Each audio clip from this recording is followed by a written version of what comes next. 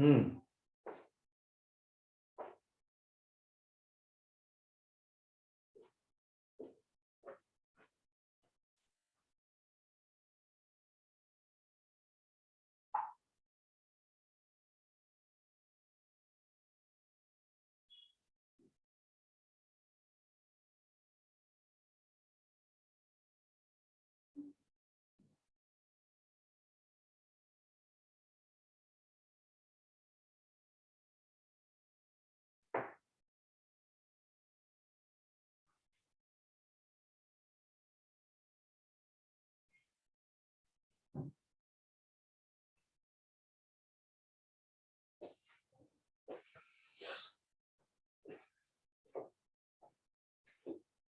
अंशिका, शुभांगी, वैश्विक, चिराग कहाँ गया भाई?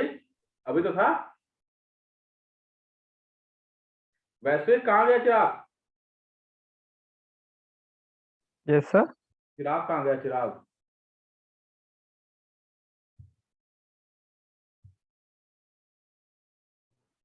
हाँ भाई सुनो, पहले इसमें समझते हैं, हम ऑसिलेशन चैप्टर स्टार्ट कर रहे हैं और इसमें सबसे पहला लिखो, फर्स्ट पॉइंट लिखना पीरियोडिक मोशन। पीरियोडिक मोशन, कोई बताएगा भाई ये क्या चीज है पीरियोडिक मोशन? किसी को आइडिया इसके बारे में? अगर किसी को आइडिया हो तो प्रकाश डालो इस पर, थोड़ा टॉप बेरर बनो, अदरवाइज मैं ही बताता हूँ। शुभांगी, क्या होता है पीरियोडिक मोशन? अंशिका बोलो भाई। हाँ, same period of time.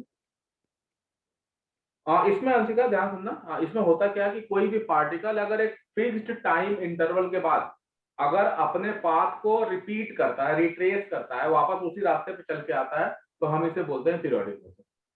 Simple जान लो, जैसे घड़ी की सुई होती है, वो घूमती रहती है ना, घूमती रहती है, ठीक है ना? हाँ हाँ, वो एक तरह का पीरियोडिक मोशन है, ठीक है। यस हाँ, सर। अंशिका बोल दो उसको, जिसको भी ज्वाइन करना कर लो। ठीक है सर, मैं बोल देती हूँ। हाँ, बोल दो, इनफैक्ट मतलब वो फॉरवर्ड मार दो और बोलो कि जिसको भी अगर ऑसिलेशन वाला चैप्टर करना है कर ले, ठीक है, कोई इशू नहीं। हाँ भाई, तो अंशिका सुन ध्यान से, तो मैं क्या बता रहा था कि कोई भी बॉडी अगर एक फिक्स्ड टाइम इंटरवल के बाद अपने पाथ को रिट्रेस करती है, रिपीट करती है, तो हम इसको बोलते हैं पीरियोडिक मोशन, राइट? जैसे पेंडुलम वाला जो मोशन होता है वो भी पीरियोडिक है। अर्थ का सन के अराउंड रिवॉल्व करना भी पीरियोडिक मोशन है, ठीक है। घड़ी की निडल्स का घूमना भी पीरियोडिक मोशन है।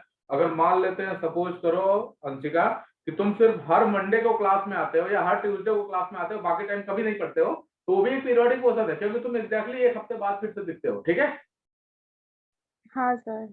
हाँ, तो ये पीरियोडिक मोशन। पीरियोडिक मोशन का मतलब क्या होता है? कोई भी पार्टिकल अगर एक फिक्स टाइम इंटरवल के बाद अपने पाथ को रिट्रेस कर रहा, रिपीट कर रहा, तो that is known as periodic motion, right?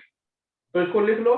देखो, if a particle retraces its path, particle retraces its path after certain interval of time, after certain interval of time,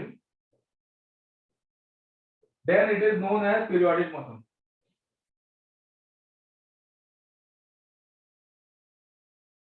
Known as periodic motion, right? हाँ, इसके बाद दूसरा इसमें लिख लो oscillation, कि oscillation क्या होता है। पीरियोडिक मोशन के बाद लिखो ऑसिलेशन। तो ऑसिलेशन है क्या चीज? कोई भी पार्टिकल, ध्यान रखना, कोई भी पार्टिकल एक फिक्स्ड पॉइंट से, एक पॉइंट से आगे पीछे ऐसे ऐसे मूव करता है, तो हम इसको बोलते हैं ऑसिलेशन। याद रखना, ऑसिलेशन भी एक तरह का पीरियोडिक मोशन ही है, ठीक है। लेकिन याद ना, अगर कोई पार्टिकल ऐसे ऐसे घूम रहा है ना, तो ये पीरियोडिक मोशन है, लेकिन इसको हम ऑसिलेशन नहीं कह सकते। ऑसिलेशन होने के लिए एक पॉइंट से ना आगे पीछे मूव करना होता है, या तो रोटेट करे उस पॉइंट से, या फिर उसी पॉइंट से आगे पीछे टू एंड फ्रो मूव करे, तो इस मोशन को ऑसिलेशन बोलते हैं। सिंपल मतलब समझ लो कि हर ऑसिलेशन पीरियोडिक मोशन होता है, लेकिन हर पीरियोडिक मोशन ऑसिलेशन नहीं होता है। वैश्विक समझ में आई बात? वैश्विक जल्दी बोलो, is it clear? Yes sir. हाँ, तो लिखना इसमें ऑसिलेशन के बारे में लिख लो। देखो, a particle moves, a particle moves to and fro, a particle moves to and fro, particle moves to and fro with respect to a fixed point, to and fro with respect to a fixed point with respect to a fixed point known as mean position, उसी को mean position भी बोलते हैं, known as mean position. ठीक है ना। तो एक तरह से जो ऑसिलेशन होता है ना वो लीनियर मोशन जैसा होगा, ठीक है ना, लीनियर मोशन होता है।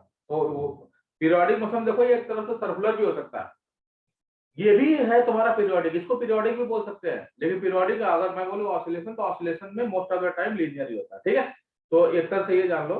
फिर से एक बार मैं बताता हूँ दोनों में डिफरेंस क्या। ऑसिलेशन पीरियोडिक मोशन का मतलब क्या होता है कि कोई भी पार्टिकल अगर एक फिक्स टाइम इंटरवल के बाद अपने पाथ को बार बार रिपीट करता है, रिट्रेस करता है, तो अगर ऐसे ऐसे घूम रहा है एक टाइम के बाद वो भी पीरियोडिक मोशन है, ऐसे ऐसे चल रहा है ये भी एक पीरियोडिक मोशन है। ठीक है, पेंडुलम का घूमना भी एक तरह का पीरियोडिक मोशन होता है। ठीक है ना।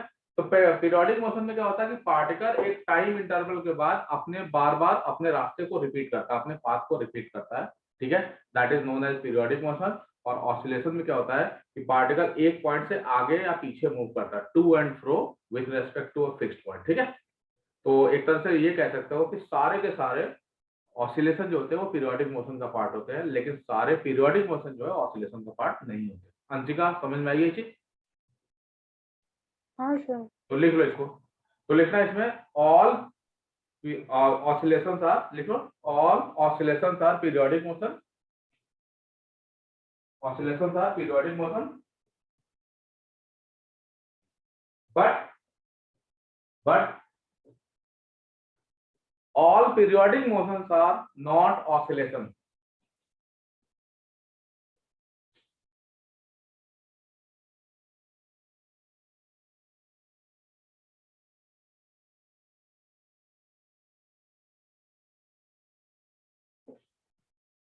All periodic motion are not oscillation। लिख लिया भाई।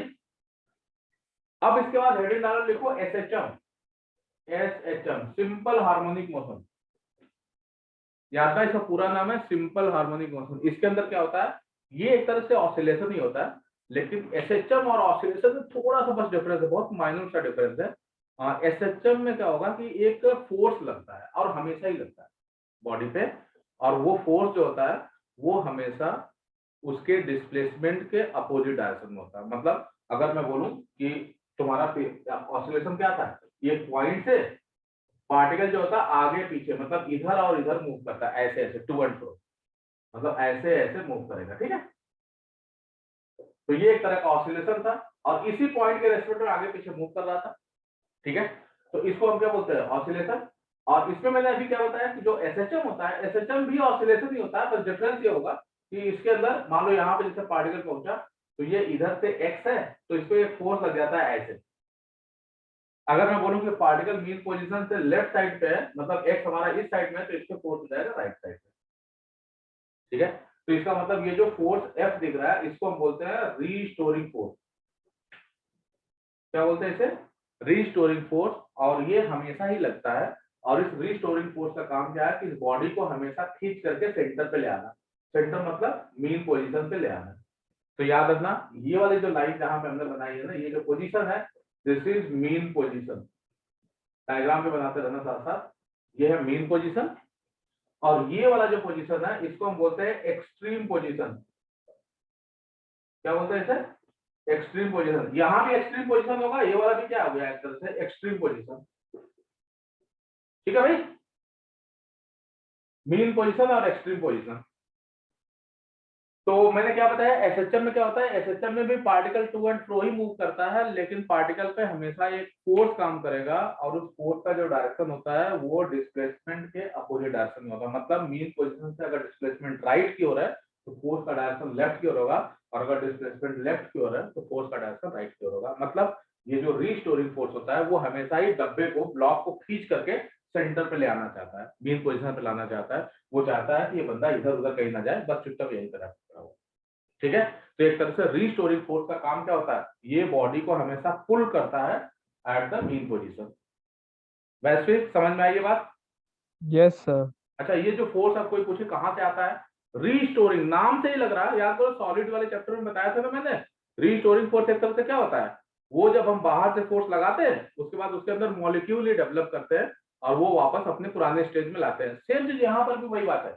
ये जो रीस्टोरिंग फोर्स होता है ना वो सिस्टम के अंदर से आता है, वो कोई बाहर से नहीं लगाया जाता है।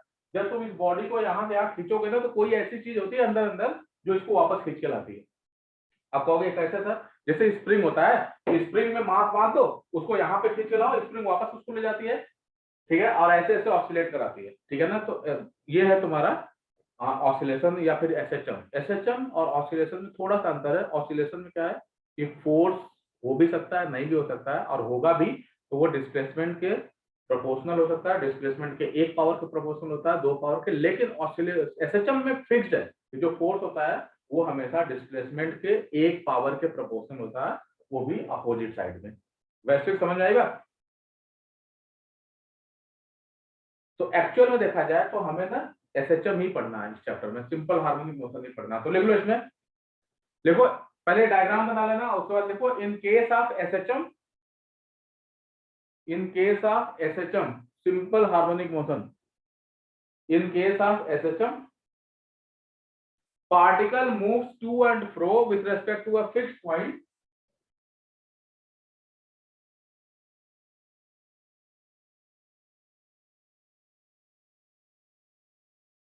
to and fro with respect to a fixed point known as equilibrium point or mean position, known as equilibrium point or mean position, sir known as equilibrium point or mean position, equilibrium point or mean position, full stack बोलना।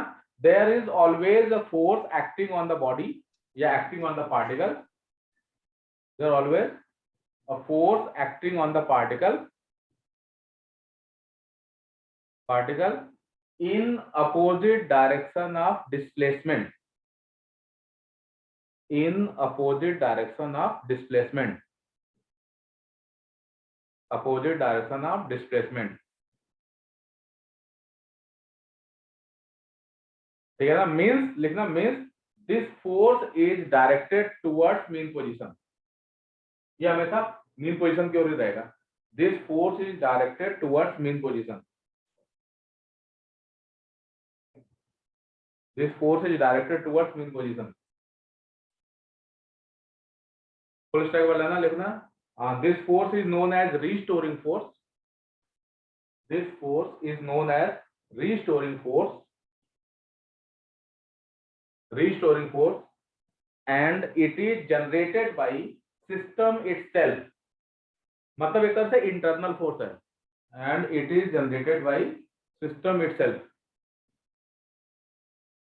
System खुद ही इस force को generate करता है, restoring force को, ठीक है। तो एक बार मैं जल्दी से बता देता हूं, ध्यान सुनना।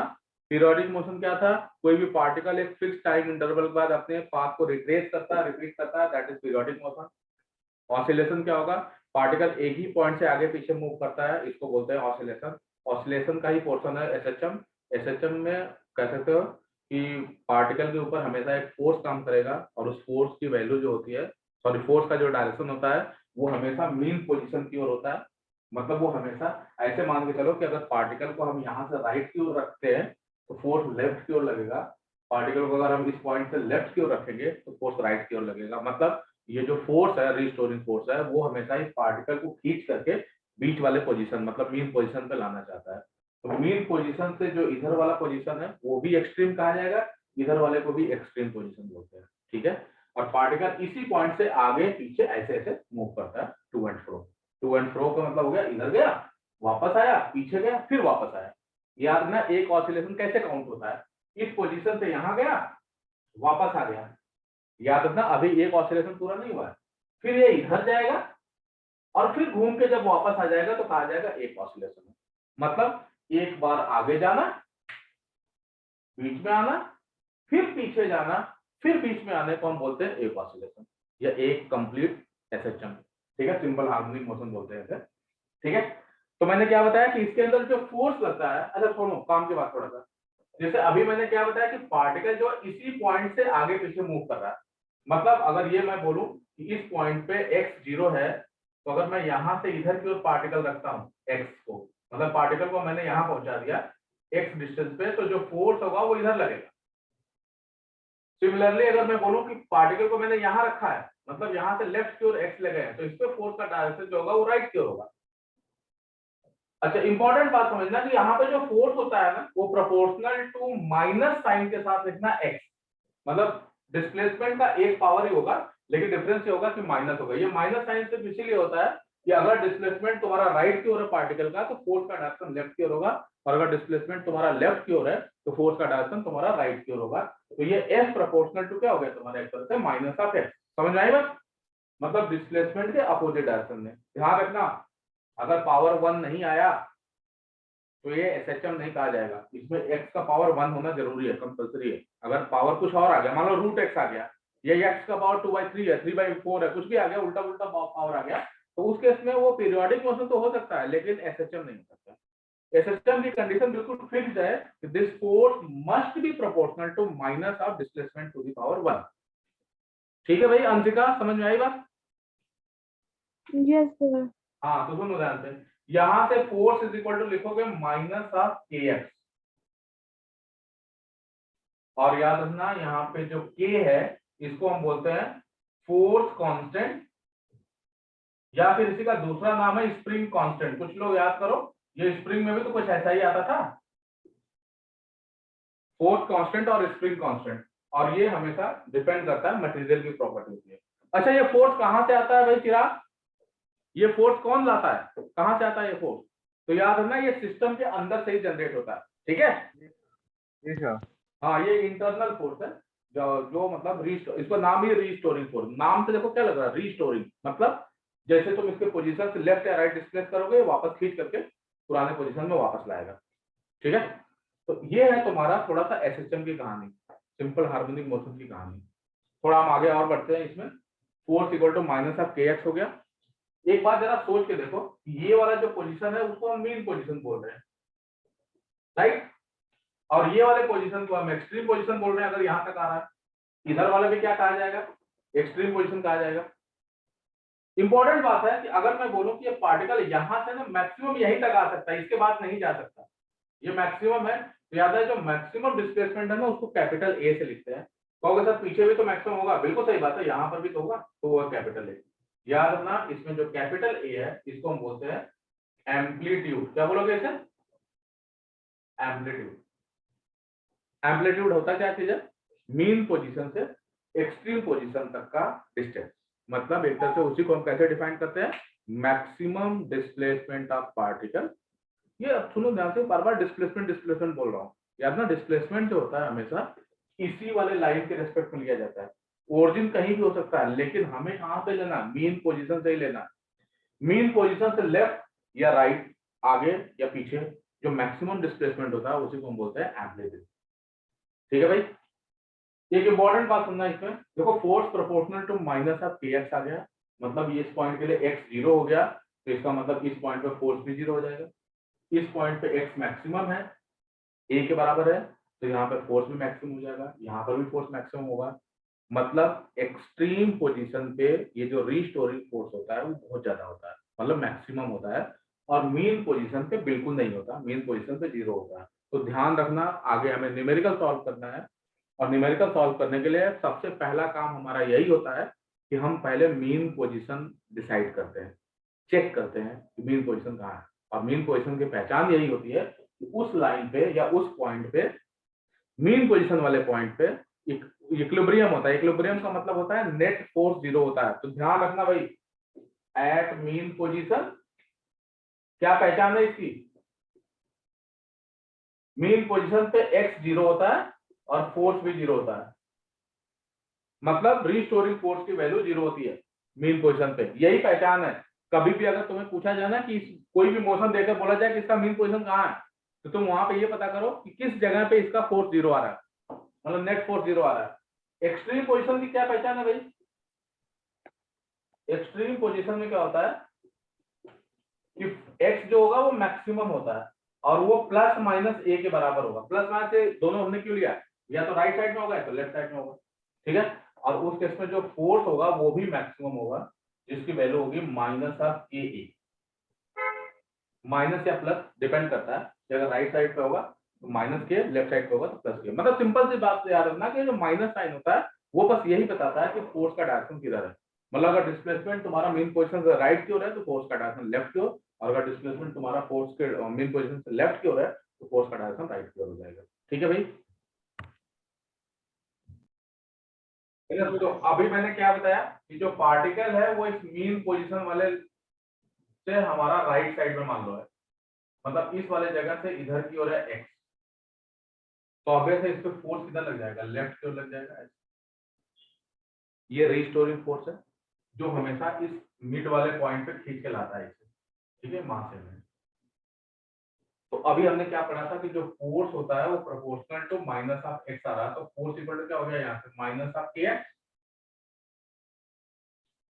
इसी फोर्स को ना मास इनटू एक्सीलरेशन लिख देते हैं M is equal to minus of K x.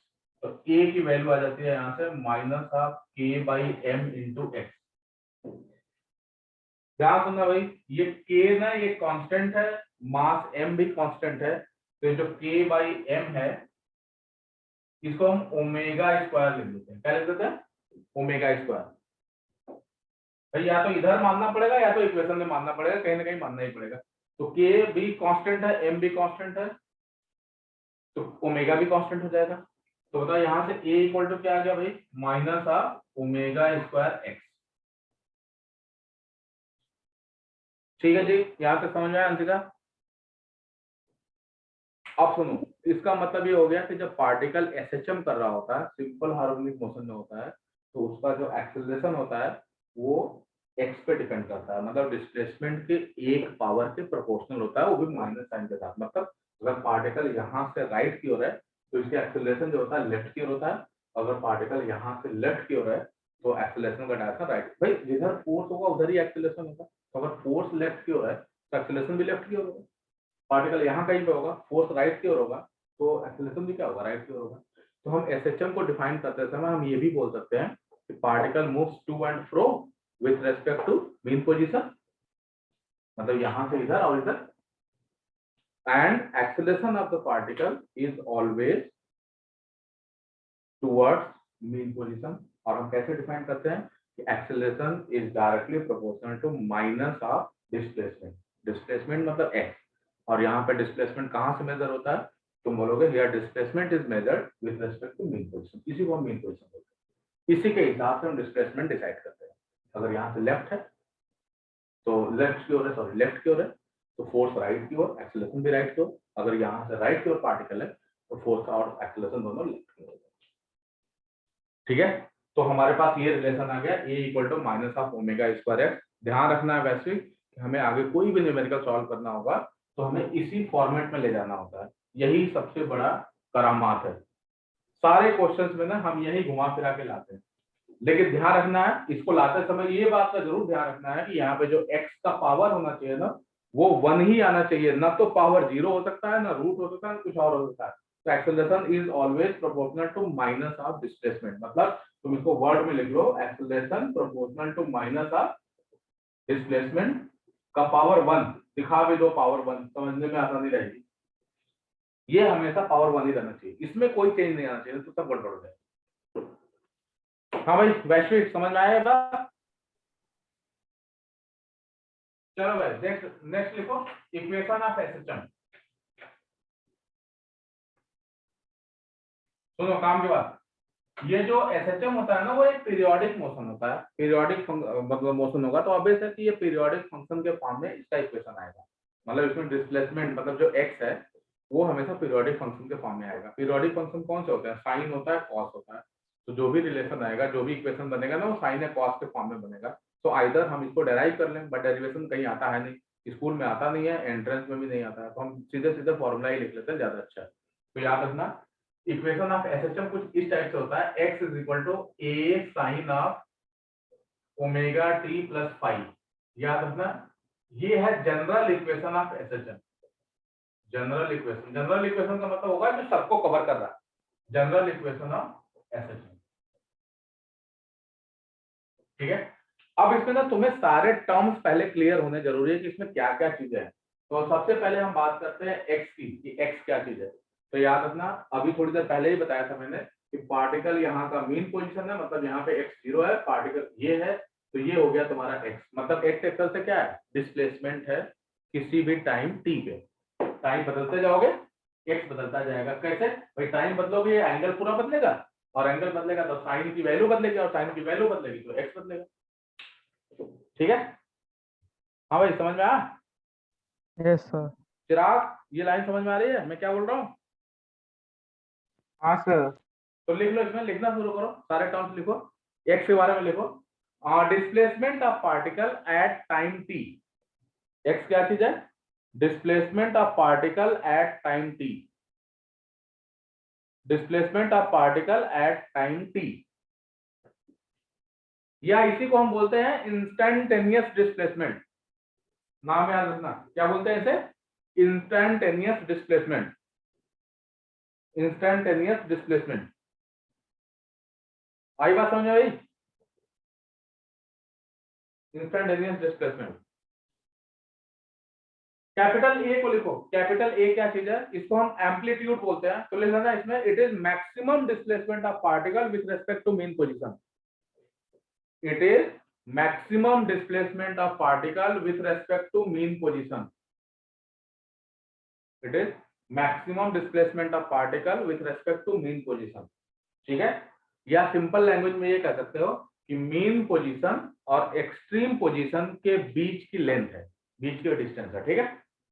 Capital A, जिसको हम बोलते हैं मैक्सिमम डिस्प्लेसमेंट। ये मैक्सिमम देखो, मैथमेटिक्स पढ़ते हो तुम लोग, पता ही है कि साइन एक ऐसा फंक्शन होता है जिसकी मैक्सिमम वैल्यू 1 होती है। तो जरा बताओ, साइन की मैक्सिमम वैल्यू अगर इसको 1 कर दोगे तो x a के बराबर ही होगा ना। इसका मतलब x की वैल्यू a से ज्यादा हो ही नहीं सकती। तो इसका मतलब x है क्या? डिस्प्लेसमेंट है। तो डिस्प्लेसमेंट a से ज्यादा हो ही नहीं सकता। तो इसका मतलब मैक्सिमम डिस्प्लेसमेंट x, मतलब maximum value of x what? That is a। इसीलिए हम इसको नाम क्या देते हैं? एम्पलीट्यूड का। ठीक है? इंपॉर्टेंट बात सुनो भाई, ये ओमेगा टी प्लस फाइव, ये जो एंगल दिख रहा है, ये बड़े काम की चीज है। ओमेगा टी प्लस फाइव को क्या बोलते हैं? कौन बताएगा? जल्दी से बोलो। What is omega The T? phase. Phase angle. क्या बोलते हैं इसे? Phase angle. नाम याद रखना, एफ से मत बना देना, PHASE, phase angle. Omega T plus five को क्या बोलते हैं? Phase angle. क्या बताएगा भाई शुभांगी? ये फेज एंगल क्या बताता है, क्या डिसाइड करता है? जल्दी बताओ तो। फेज एंगल क्या चीज डिसाइड करता है? चलो कोई बात नहीं, मैं बता रहा हूं, ध्यान सुनना। ओमेगा में एक कांस्टेंट वैल्यू होती है, वही पहले वाला जो थोड़ी देर पहले बताया था, अंडर रूट के बाई हो जाएगा। टी टाइम है जो वेरिएबल है, फाई एक फिक्स्ड वैल्यू होती है। क्या है वो बाद में समझेंगे। तो ये जो पूरा का पूरा जो एंगल है, उसमें एक ही चीज है जो बार बार बदल रही है, समय के साथ चेंज हो रही है। और जानते हो क्या? वो खुद समय है। टाइम। टाइम बदल रहा है। एक बात बताओ, अगर ये टाइम बदलेगा, चेंज होता रहेगा, तो ये पूरा एंगल चेंज होता रहेगा। और अगर ये पूरा एंगल चेंज होता रहेगा तो साइन की वैल्यू भी तो बदलेगी भाई। भाई एंगल मान लो 0 है तो साइन 0 0 हो जाता है। एंगल 30 डिग्री हो गया तो साइन 30 डिग्री 1/2 हो जाएगा। एंगल 45 हो गया तो साइन 45 1/2 हो जाएगा। मतलब टाइम बदला, एंगल बदला, एंगल बदला तो साइन की वैल्यू बदली। और अगर साइन की वैल्यू बदली तो बताओ ये पूरा राइट साइड बदल गया ना। हाँ सर। और पूरा राइट साइड किसके बराबर है? लेफ्ट साइड के। लेफ्ट साइड पे क्या चीज है? डिस्प्लेसमेंट। ठीक है ना? तो इसका मतलब टाइम बदलने से डिस्प्लेसमेंट बदलता है। और ये किससे डिसाइड होता है? इसी एंगल से। इस एंगल को क्या नाम देते हैं? Phase angle. तो बताओ फेज एंगल में पूछूं क्या है तो तुम कहोगे कि सर इस इक्वेशन में फेज एंगल ही वो बंदा है जिसकी वजह से हमें ये पता चलता है कि किसी भी टाइम पे पार्टिकल कहाँ है। मतलब किसी भी पार्टिकल का इंस्टेंटेनियस पोजीशन जो होता है, that is decided bye phase angle. वैसे समझ में आया? आकृति तुम लोग बोलो भाई, समझ में आई ये बात? Yes sir. तो फेज एंगल से क्या डिसाइड होता है? फेज एंगल से डिसाइड होता है किसी भी मोमेंट पे, किसी भी टाइम पे पार्टिकल किस जगह पे बैठा है, किस जगह पे खड़ा है, किस जगह पे मूव कर रहा है।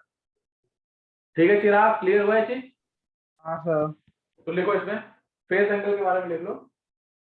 लिखो phase angle decide, phase angle decide instantaneous position of the particle. Phase angle decide instantaneous position of the particle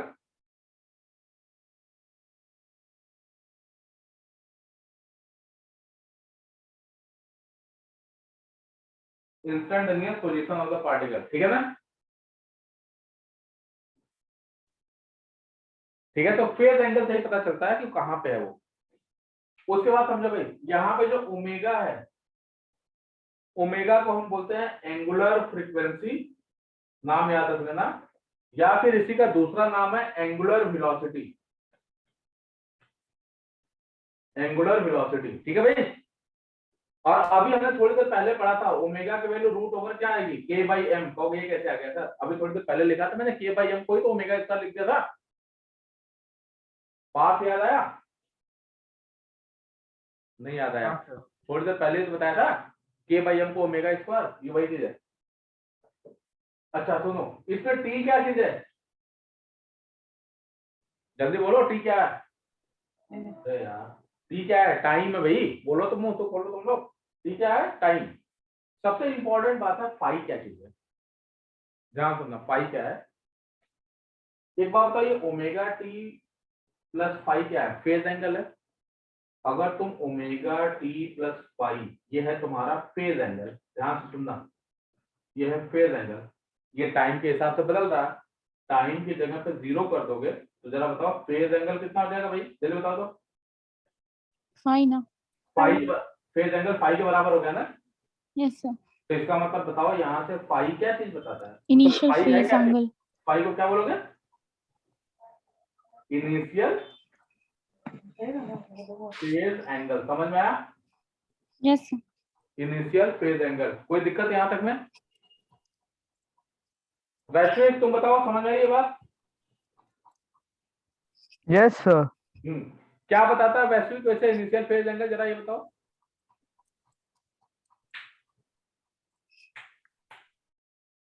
क्या बताता है, जल्दी बोलो। Starting position. बिल्कुल सही बात है, ध्यान सुनो, थोड़ा सा ना इसको अच्छे से समझना, ये चैप्टर पक्का आता है एंट्रेंस में। फेज एंगल बताता है किसी भी टाइम पे डिस्प्लेसमेंट, ये बताता है ना। तो इनिशियल फेज एंगल क्या बताएगा कि जब पार्टिकल शुरुआत कर रहा है तो किस जगह से शुरुआत कर रहा है, समझ में आई बात? वो मीन पोजीशन से चल रहा है, या यहाँ बीच में से कहीं से चल रहा है, या फिर किनारे से खींच के पहुंचा है, मतलब कहां से उसने चलना शुरू किया है, ये बताता है फाई। ठीक है, तो इंपॉर्टेंट है बहुत, इसको ध्यान रखना। इसके बारे में 1-2 लाइन लिख लो। लिखो इसमें, initial phase angle decide, initial phase angle decide, initial phase angle decide starting position of the particle. Initial phase angle decide starting position of the particle, मतलब पार्टिकल किस पॉइंट से स्टार्ट कर रहा है, कहां से चलना शुरू कर रहा है, that is decided by phi, मतलब इनिशियल फेज एंगल। ध्यान से सुनना भाई, जरा देखते हैं कि क्या हो रहा है। एक काम करते हैं, फाई को हम 0 कर देते हैं, देखते हैं तो क्या आ रहा है। फाई को अगर हम 0 डिग्री करेंगे या 0 कर देते हैं, एक बार बताओ, t इक्वल टू 0 रखोगे तो स्टार्टिंग ही तो बताएगा। तो स्टार्टिंग में मान लेते हैं एट स्टार्ट, अगर मैं बोलूं, या एट t इक्वल टू 0, तो x की वैल्यू आएगी a sin फाई, ये तो आएगा। और अगर मैं बोलूं कि फाई भी 0 है, अगर फाई भी 0 हुआ तो जरा बताओ x इक्वल टू 0 आ जाएगा ना। मतलब पार्टिकल कहां से चलना शुरू करेगा? Mean position. मीन पोजीशन से, बिल्कुल सही बात है। पार्टिकल कहां से चलना शुरू कर रहा है? Mean position. तो लिखना इसमें, इन दिस केस, लिखना इसमें, इतना लिख लो पहले, उसके बाद लिखो in this case particle is starting from mean position. जल्दी लिखो, in this case particle is starting from mean position. वैश्विक क्लियर हुआ ये चीज? Yes sir. हाँ, in this case particle is starting from mean position. और अगर पार्टिकल मीन पोजीशन से स्टार्ट कर रहा है तो उसका इक्वेशन क्या बन जाएगा? जनरल इक्वेशन चेंज होगा, क्या लिखोगे भाई, जल्दी बताओ तो वहां से। x is equal to a sine of omega t plus 0, क्या होगा भाई, जल्दी बताओ। A sin omega t।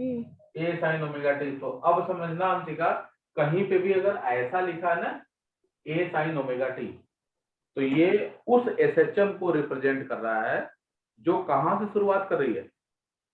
Mean position से। बिल्कुल सही बात है।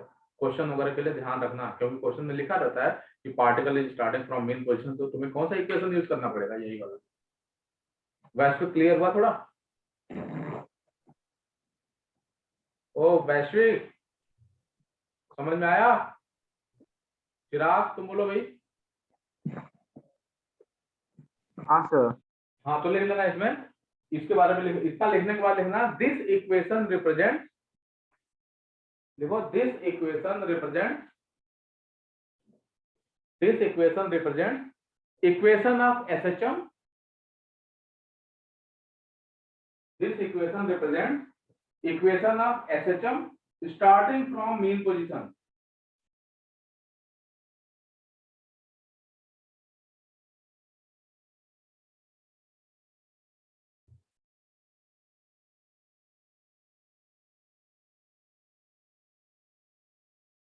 स्टार्टिंग फ्रॉम मीन पोजीशन, ठीक है भाई, समझ में आया? शुभांगी क्लियर हुआ है चीज? Yes, sir. अच्छा सुनो, इसमें ध्यान से देखना, अगर मैं बोलूं कि फाई की वैल्यू 90 डिग्री है तब क्या होगा? तो अगर फाई 90 होगा तो बताओ शुरुआत कहां से होगी? Extreme position से। x इक्वल टू यही से देख लो ना, x0 इसको लिख लेते हैं, x0 मतलब शुरू वाला। तो बताओ x0 क्या लिखोगे? a sin 90 डिग्री, sin 91 होता है, इसको हम ना 90 नहीं बोलते, एक्चुअली में हम पाई बाई 2 लिखते हैं, ध्यान रखना, हम एक्चुअली रेडियन में लेते हैं। तो बताओ यहाँ पे क्या हो जाएगा? a sin पाई बाई 2 कितना आ गया भाई? ये a के बराबर हो गया ना, मतलब पार्टिकल कहां से शुरुआत किया है? देखो भाई पार्टिकल कहां से शुरुआत कर रहा है? Extreme position। a से, a मतलब क्या, यहां कहीं से, ठीक है। और अगर ऐसा कर रहा है वो, तो जरा उसका इक्वेशन क्या बनेगा देखो तो जरा, तो क्या लिखोगे? x is equal to a sine of omega T plus pi by 2, pi by 2 90 होता है, बताओ साइन 90 प्लस थीटा क्या होता है? पाप साइन 90 प्लस थीटा क्या होता है भाई? Cos theta. cos theta. तो इसको लिखेंगे x is equal to a cos omega t. Chirag ये क्या दिखा रहा है? ये वाला इक्वेशन क्या दिखाएगा? एक ऐसे SHM का इक्वेशन जो कहां से शुरुआत कर रही है, कहां से स्टार्ट कर रही है? एक्सट्रीम पोजीशन से। अब ये तुम्हें ना न्यूमेरिकल सॉल्व करते समय ध्यान रखना, क्योंकि अक्सर सबसे बड़ा कंफ्यूजन यही होता है वैसे कि यार मेरे को साइन लगाना है कि कॉस लगाना है, ठीक है? Yes sir. हाँ तो क्योंकि ये सबसे बड़ा डाउट यही आता है, जब क्वेश्चन देखते हैं तो हमें पता नहीं चलता कि हम साइन लगाएं कॉस लगाएं, तो तुम्हें क्या लगाना है वो यहाँ से डिसाइड होगा, ठीक है? तो लिख लेना इसमें, इतना लिखने के बाद लिखो दिस इक्वेशन रिप्रेजेंट, इसके बारे में this equation represent equation of SHM starting from extreme position, equation of SHM starting from extreme position,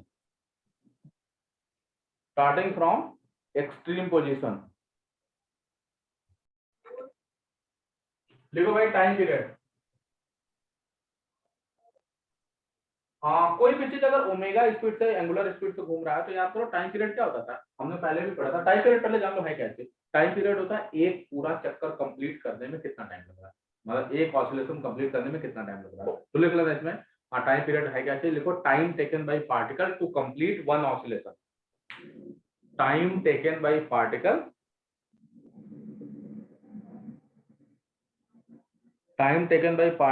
to complete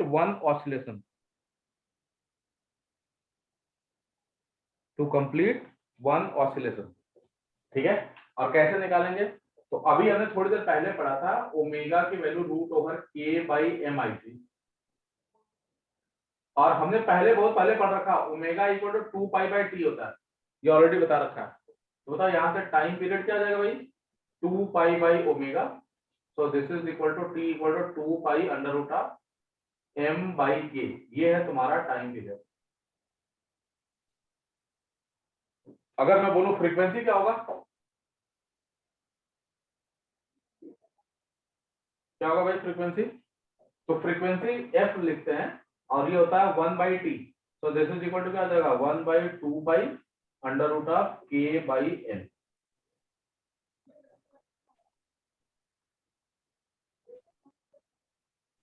समझ में आया चिराग? जी सर। Yes sir. अब एक चीज और देखना ध्यान से, हम एनर्जी यहाँ पे हेडिंग डाल लेना एनर्जी। एक बात बताओ, हमारा इक्वेशन क्या था? कुछ ऐसे था ना general equation, x equal to a sin omega t plus five, यही था ना भाई इक्वेशन? ये किस चीज का इक्वेशन है? एसएचएम का। एक काम करते हैं, हम इसको डिफरेंशिएट करेंगे तो क्या निकल के आएगा? चलिए बताओ तो। वेलोसिटी। बिल्कुल सही बात है। तो पहला पॉइंट हम निकाल रहे हैं वेलोसिटी। वेलोसिटी कैसे निकालोगे? dx बाई dt से। यही होता है ना फॉर्मूला? अरे rate of change of displacement को ही तो वेलोसिटी बोलते हैं।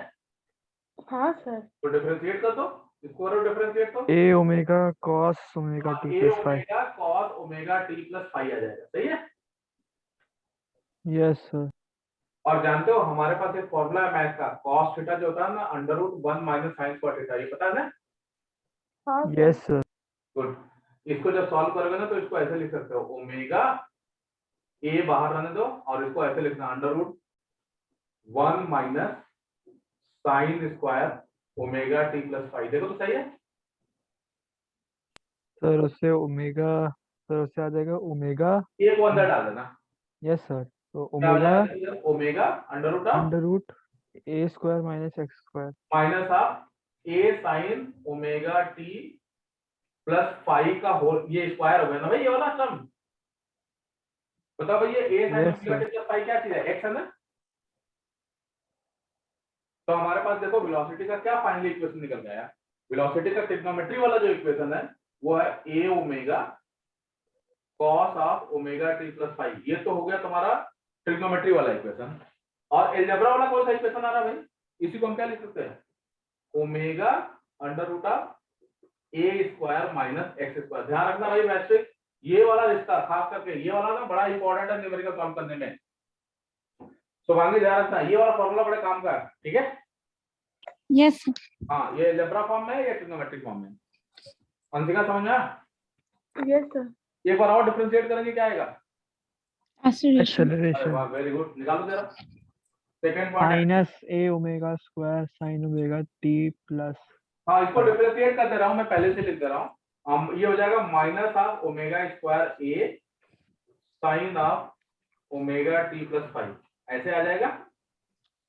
कुछ नहीं करना भैया, ओमेगा एक कॉमन लो, कॉस को डिफरेंशिएट करते हैं माइनस साइन थीटा आता है, माइनस इसलिए यहाँ पे आ गया और ओमेगा फिर से एक बार बाहर रहेगा तो यहाँ पे ओमेगा स्क्वायर हो जाएगा।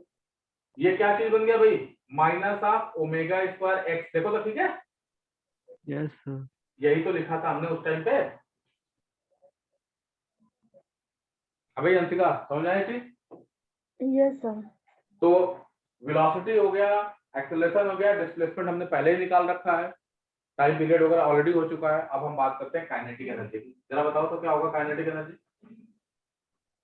क्या होता है काइनेटिक एनर्जी का फॉर्मूला? हाफ mv स्क्वायर, ये होता है ना फॉर्मूला। Yes sir. तो v तो ऑलरेडी तुम्हारे सामने आ चुका है, ट्रिग्नोमेट्री वाला भी आ चुका है, अलजेब्रा वाला भी आ चुका है, तो दो फॉर्मूला बन गया हमारे सामने। क्या लिखेंगे इसको? Half m omega square A square cos square omega T plus five, ये तो हो गया ट्रिग्नोमेट्री में। और अलजेब्रा में इसी को क्या लिखेंगे भाई? Half of m omega square bracket में ए स्क्वायर माइनस एक्स स्क्वायर। तो वांगे ठीक है? बोलो भाई। Yes sir. अच्छा, yes sir. Third fourth point देखो, पोटेंशियल एनर्जी की हम बात करते हैं। पोटेंशियल एनर्जी याद रखना, यहाँ पे ना रिस्टोरिंग इलास्टिसिटी वाली एनर्जी है, तो यहाँ पे स्प्रिंग वाली जो एनर्जी होती है ना वही फॉर्मूला लग जाता है, half of K x square. ठीक है भाई? क्या आएगा? के की जगह पे क्या लिखोगे? यहाँ दिख रहा है? नहीं समझ में आ रहा है? अरे भैया यहाँ पे लिख सकते हो के एम ओमेगा स्क्वायर। हाँ, के इक्वल टू हो जाएगा एम ओमेगा स्क्वायर। ठीक है, लाके रखो। तो हाफ एम ओमेगा स्क्वायर और एक्स स्क्वायर की जगह ये वाला ऊपर वाला टर्म रखो, A square sine square omega T plus five. सही है? या इसी को हम लिख सकते हैं half of M omega square x square. ये हो गया पोटेंशियल एनर्जी। जरा बताओ तो भाई टोटल एनर्जी कितना हो जाएगा? Half M omega square A square. दोनों को जोड़ दो, चाहे ट्रिग्नोमेट्री वाला जोड़ो चाहे अलजेब्रा वाला जोड़ो, अपने आप ही रिलेशन आ जाएगा और ये आएगा half of M omega square A square. यही आ रहा है ना? देखो जी, हाफ कांस्टेंट है, मास ऑफ पार्टिकल कांस्टेंट है, ओमेगा भी कांस्टेंट है, ए भी कांस्टेंट है, तो ये पूरा का पूरा क्या हो गया? कांस्टेंट। ठीक है, टोटल एनर्जी क्या हो गई? कांस्टेंट। अंशिका समझ में आई भाई बात ये सब? हाँ सर, आ गया। आगे बढ़े? ठीक है। अभी ध्यान सुनना, लेकिन तुम लोग समझना। हाँ वैश्विक, जो डिस्प्लेसमेंट है बच्चे, वो साइन का फंक्शन दिख रहा है? चिराग समझ में आएगा? Yes sir. जो वेलोसिटी है वो कॉस का फंक्शन आ रही है। एक्सेलरेशन जो आ रहा है वो फिर से साइन का फंक्शन आ गया। लेकिन सर नेगेटिव। काइनेटिक एनर्जी में कॉस स्क्वायर आ रहा है, देख रहे हो?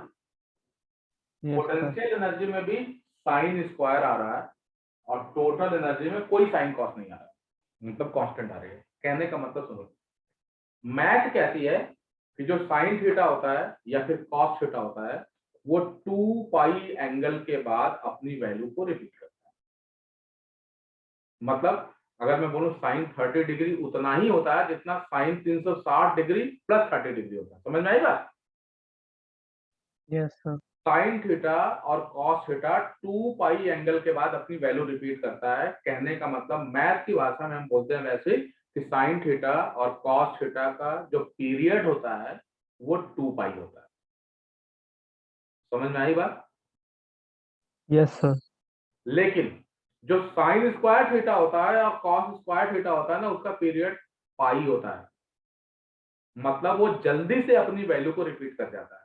कहने का मतलब जितने टाइम में ऑसिलेशन का एक चक्कर पूरा होगा उतने ही टाइम में काइनेटिक एनर्जी का 2 चक्कर पूरा हो जाएगा। क्यों? क्योंकि काइनेटिक एनर्जी स्क्वायर के फॉर्म में, कॉस स्क्वायर के फॉर्म में। समझ में आई बात? और पोटेंशियल एनर्जी का भी 2 चक्कर पूरा हो जाएगा। कहने का मतलब ये हो गया कि अगर मैं बोलूं कि एसएचएम पूरा होने में 2 सेकंड लग रहा है तो काइनेटिक एनर्जी को एक बार पूरा होने में कितना सेकंड लगेगा? 1 ही सेकंड लगेगा। 1 सेकंड। मतलब कौन जल्दी से पूरा हो रहा है? काइनेटिक एनर्जी ना। तो अगर एक बात बताओ, 10 मिनट में अगर एसएचएम के 5 चक्कर लग रहे हैं तो काइनेटिक एनर्जी के कितने चक्कर लग जाएंगे? 1 मिनट। 10 लग जाएंगे ना बेटा, डबल हो जाएंगे ना। Yes sir. समझ में आई बात? मतलब सेम इंटरवल में काइनेटिक एनर्जी 2 बार डबल चक्कर लगा चुकी होगी, जब तक कि एसएचएम के, मान लो एसएचएम पे अगर 1 चक्कर लग रहा है तो काइनेटिक का 2, पोटेंशियल का भी 2। 1 ही मिनट हुआ। अरे सुन नहीं रहे ध्यान से, मैंने कहा कि अगर 1 मिनट में एसएचएम का 1 चक्कर लग रहा है, ठीक है, तो उसी 1 मिनट में काइनेटिक एनर्जी का कितना चक्कर लग जाएगा? 2 चक्कर। बस वही कह रहा हूँ, समझ में आई बात? यस। मतलब 1 सेकंड में काइनेटिक एनर्जी का अगर 1 चक्कर है तो, सॉरी मतलब एसएचएम का, तो बताओ काइनेटिक एनर्जी कितना होगा? 1 सेकंड में एसएचएम का 1 चक्कर, 2 चक्कर होगा। काइनेटिक एनर्जी का 2 चक्कर। 1 सेकंड में एसएचएम के 5 चक्कर, काइनेटिक एनर्जी के कितने? 10। 10। Very good. 1 सेकंड में एसएचएम के 100 चक्कर, काइनेटिक एनर्जी कितने? 200। मतलब 1 सेकंड में काइनेटिक एनर्जी का एफ चक्कर, स्मॉल एफ, तो बताओ पोटेंशियल एनर्जी कितना हो जाएगा? 2F। 2F हो जाएगा। काइनेटिक एनर्जी का भी कितना हो जाएगा? 2F हो जाएगा। यही आईआईटी का पूछा गया क्वेश्चन है। कहने का मतलब ये हो गया कि अगर ऑसिलेशन में फ्रीक्वेंसी एफ है तो बताओ काइनेटिक एनर्जी की फ्रीक्वेंसी कितनी हो जाएगी? 2F। बिल्कुल। पोटेंशियल एनर्जी की भी कितनी हो जाएगी? 4F। लेकिन टोटल एनर्जी की कितनी हो जाएगी? याद रखना, टोटल एनर्जी चक्कर ही नहीं लगा रहा, टोटल एनर्जी फिक्स्ड वैल्यू है। समझ में आई बात? तो उसका फ्रीक्वेंसी 0 लेंगे कि इंफिनिटी? नहीं, कांस्टेंट फंक्शन का पीरियड डिफाइंड नहीं होता वैसे। तो सर इंफिनिटी? नहीं, मैंने क्या कहा? डिफाइंड नहीं होता है। अनडिफाइंड। अनडिफाइंड। हाँ ठीक है ना, तुम इन्फिनिटी बोल सकते हो लेकिन डिफाइंड नहीं होता, हम उसको बोलते हैं डिफाइंड नहीं होता। ठीक है, तो इसको एक वर्ड फॉर्म में लिख लो। इतना लिखने के बाद देखो इसमें, देखो if frequency of oscillation is F, चलिए लिखो, if frequency of oscillation is f, small f, then frequency of its kinetic energy as well as potential energy, then frequency of kinetic energy as well as potential energy is 2f.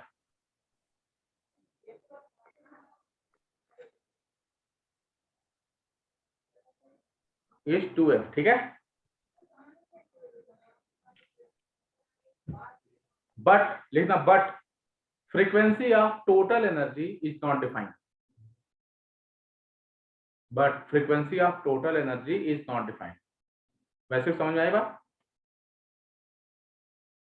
Yes तो sir. ये पूछ सकता है अरे पूछा क्या question है, वो भी आईआईटी में आ चुका है, तुम्हारे सर में तो नीट में। नीट में तो बड़े आराम से आएगा क्योंकि इसमें कुछ सॉल्व ही नहीं करना। हाँ नीट में ऐसे ही क्वेश्चन आ रहे हैं। अच्छा सुनो ध्यान से, तुम लोगों को एक चीज एकदम दिमाग में डाल लो, कोई भी पार्टिकल अगर एसएचएम करेगा ना तो उसकी टोटल एनर्जी फिक्स रहती है। टोटल एनर्जी मतलब कौन सा, kinetic energy plus potential energy fix रहती है, वो बदलती नहीं है, ठीक है।